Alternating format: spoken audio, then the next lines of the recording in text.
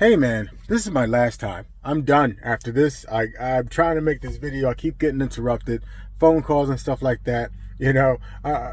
Fine. I started to make it earlier, but then I ended up watching a presentation on this guy talking about the same exact stuff that I was about to start talking about, but he's focused on artificial intelligence and the Bible. I'm gonna find out more what he's talking about, but I had to pause, because I got a second, and I'm gonna get to that later. Either way.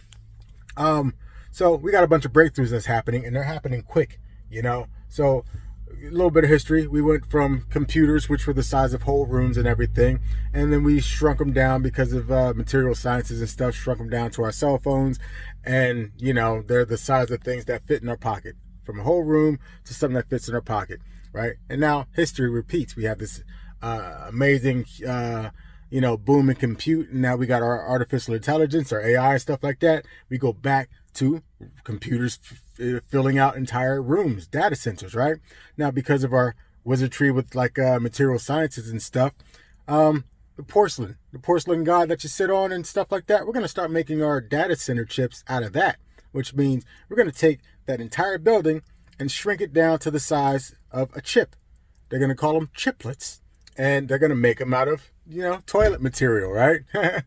So I don't know what that means for society. You saw what happened when AI came on the scene. At first it's like, oh, it's so stupid, it doesn't know doesn't know how to do this or that.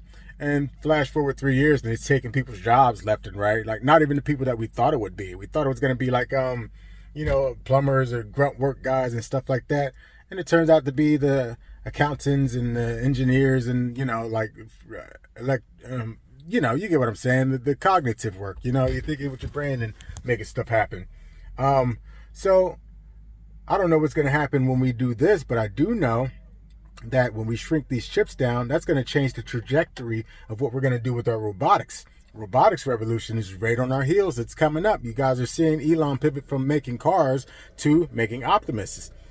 What's the point of having a whole bunch of self-driving taxis if people are still going to be buying regular cars? So that means they're not going to be buying regular cars if self-driving taxis can pretty much handle all of humanity, right? So now he's pivoting to robots. Robots are going to be as plentiful as our cell phones. We go from nobody has a cell phone to everybody has a cell phone. Nobody has a robot to everybody has a robot. That is our future, right? And now, because of the size of these chips and stuff that are shrinking their material sciences and stuff, our robots are going to be super smart. I'm going to have a super smart robot wiping my geriatric butt. And I can't wait for it. Well, I don't want to get old and, but you know what I mean. But that's all for now, folks.